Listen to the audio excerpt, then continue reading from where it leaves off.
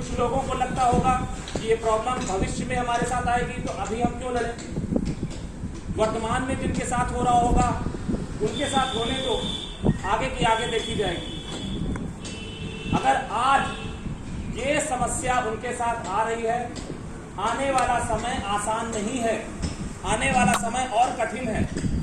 अगर 5 साल के अंदर ट्रांसफर पॉलिसी बदली जा रही है, 2014 की पॉलिसी अगर 2019 में उसका ड्राफ्ट ईडीपी तैयार करके बैठते हैं, तो यकीन मानिए कि आने वाले 2 से 3 साल के अंदर इसमें अमेंडमेंट हो सकते हैं, या इसे पूरी 100% उसके साथ एक जो है, जो कहा जाता है दमनकारी एक नीतियां जो हैं उनके साथ इसे लागू किया जा सकता है आपके ऊपर।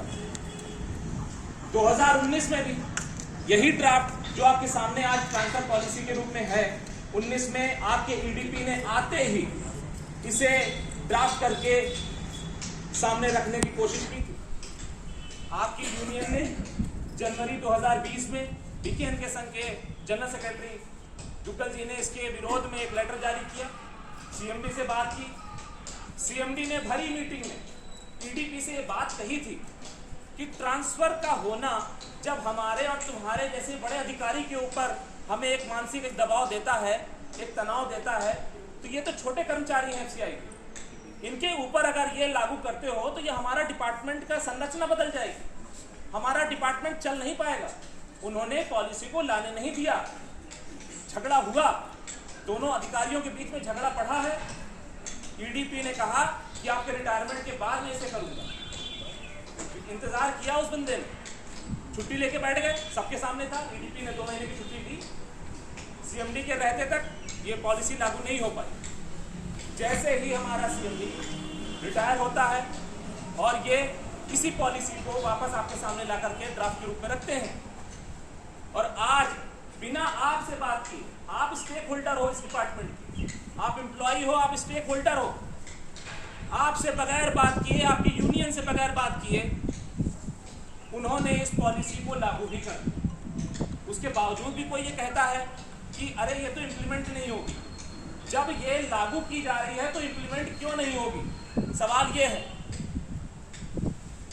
कल एमपीआर मीटिंग थी हेडक्वार्टर से, उसकी जो स्लाइड है, जो यहाँ कोऑर्डिनेशन चलाते होंगे उनको ये पता होगा कि उसमें ये स्लाइड में ये पॉइंट डाला जा चुका है कि इसको लागू करना है।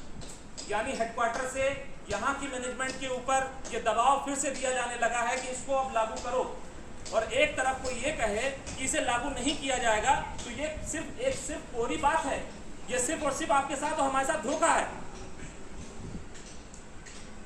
ट्रांसफर पॉलिसी क्या दे रहे हो आप हमें लिख करके देते हो कि इंटर जोनल ट्रांसफर हम करेंगे, और उसी में ऐसी शर्तें रखते हो कि कोई भी इंटर जोनल ट्रांसफर ले ही नहीं पाएगा, ना परमानेंट ले पाएगा, ना आपका टेन्योर में ले पाएगा। आप कहते हो कि यहां से आपको प्रमोशन पर रीजन के बाहर कर दिया जाएगा कैटेगरी 3 से 2 में जाने पर। आप कहीं पे ये नहीं कहते हो कि आपको वापस कब लाया जाएगा।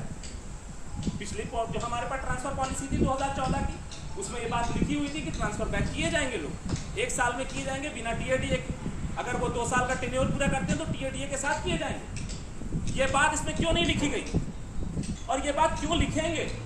क्योंकि ये ट्रांसफर बैक होना ही नहीं। क्यों नहीं होना है? आपके सामने मैंने उस दिन भी बताया था, इसके ऊपर काम चल रहा था कि सैंक्शन स्ट्रेंथ को कम करना है, एमआईपी को ही सैंक्शन स्ट्रेंथ में बदला जाना है। जब आपका 100% आप जो आपका डिपार्टमेंट है, जो आप यूपी में ही अगर एग्जांपल ले लो, 100% एम्प्लॉय अगर होंगे सैंक्शन के अगेंस्ट में, जब जगह नहीं होगी तो कैसे एम्प्लॉय ला करके यहाँ रखा जाएगा, और अगर लाया जाएगा तो किसी ना किसी को हटाया जाएगा। तो ये भूल जाइए कि हमारा 10 साल का टेन्योर हम पूरा करेंगे तब हम ट्रांसफर होंगे, या हम 15 साल का टेन्योर पूरा करेंगे तब ट्रांसफर होंगे। ऐसा नहीं है कि बीच में जब भी ऐसी जरूरत पड़ेगी तब आपको रीजन के बाहर ट्रांसफर किया जाएगा, जोन के बाहर ट्रांसफर किया जाएगा। तो ये सब तो कोरी बातें हैं जो मैनेजमेंट ने हमारे सामने सिर्फ हमारे लोगों को बेवकूफ बनाने के लिए सोची है, लेकिन हम बेवकूफ नहीं हैं। अगर हमने कर्मचारी के तौर पर इस डिपार्टमेंट को संभाला है तो फिर हमारी जिम्मेदारी है कि हम अपने आप अपना अस्तित्व और अपने निगम का अस्तित्व बचाएंगे, उसी तरह से लड़ाइयाँ करेंगे जैसे इससे पहले हम करते आए हैं। और हो सकता है कि उससे ज्यादा मजबूती के साथ लड़ाई हो, उससे ज्यादा भयंकर लड़ाई हो, हम नहीं चाहते हैं कि हमारे देश में खाद्यान्न की जो है कहीं पे समस्या खड़ी हो। हमने तो कोविड के बीच में अपने घरों से निकल करके, जब दुनिया घर के अंदर बैठी हुई थी, ये अधिकारी घर के अंदर बैठे हुए थे, सिर्फ ऊपर से आदेश जारी करते थे कि आज हम 3 गुना जो है हमारा आवंटन जो है बढ़ाया जा रहा है। हमारे एम्प्लॉइज ने जा करके डिपोज में, फील्ड में, यहाँ ऑफिसेज में आकर काम किया है। इन कर्मचारियों के साथ आप धोखा क्यों कर रहे हो? आज समय फिर है, मैं फिर अपील करूंगा कि आप लोग जो अंदर बैठे हुए हैं उनसे भी अपील करूंगा, ये लड़ाई ये मत सोचिए कि आपके साथ ऐसी दिक्कतें नहीं आएंगी। एम्प्लॉय वर्ड यूज हुआ है, किसी के नाम के साथ ये ट्रांसफर पॉलिसी नहीं आई है।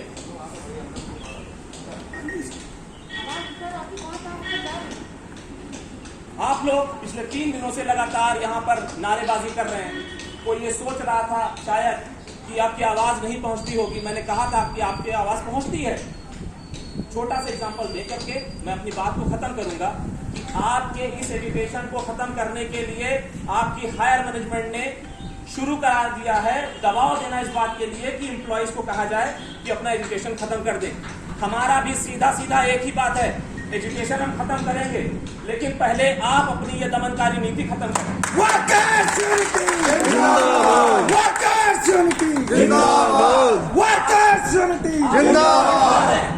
आप हमें कोविड बता रहे हैं कि कोविड के दौरान आप जो है एजुकेशन नहीं कर सकते, तो आप हमारे सामने कोविड के बीच में ऐसी पॉलिसी क्यों लेके आ गए? हमारे लोगों को, यूपी के सैकड़ों लोगों को ट्रांसफर की जो है उस पर मुहाने पे खड़ा कर दिया है। ये कोविड नहीं है। कितने घर प्रभावित हो रहे हैं इस दौरान? हमारे जो 15 लोग यहाँ से थे यूपी से, जिनका टेन्योर कंप्लीट हो रहा था, आप टेन्योर एक्सटेंशन नहीं कर रहे हैं उनका। आप उनको जो है इस दौरान उनको छूट नहीं दे रहे। आप बता रहे हैं कि हम कोविड के दौरान एजुकेशन नहीं करेंगे, तो आप ऐसी पॉलिसी को कोविड के दौरान क्यों लेकर के आ रहे हैं? आप भी चुपचाप बैठते घरों के अंदर। मुर्दाबाद! हम फिर से ये संकल्पित रहे हैं शुरू से, आज फिर से अब ये अपना क्लियर बोल रहे हैं अपनी बात को। हम आपकी जबान है, हम कर्मचारियों की जबान है जो हम यहाँ से बोल रहे हैं। हम ये फिर से अपनी मैनेजमेंट को ये बता देते हैं कि हम अपना एजुकेशन तभी वापस लेंगे जब आप सारी दमनकारी नीतियों, सारी के सारी दमनकारी नीतियों पर को वापस लेंगे और हमसे बात करेंगे। और उसके बाद जिंदाबाद, हमारे नेता जिंदाबाद, वर्कर्स यूनिटी जिंदाबाद। इसी के साथ मैं अपनी वाणी को विराम देता हूं और मंच हमारे नरेंद्र दिवाकर जी के जो है हाथों में सौंपता हूं। धन्यवाद।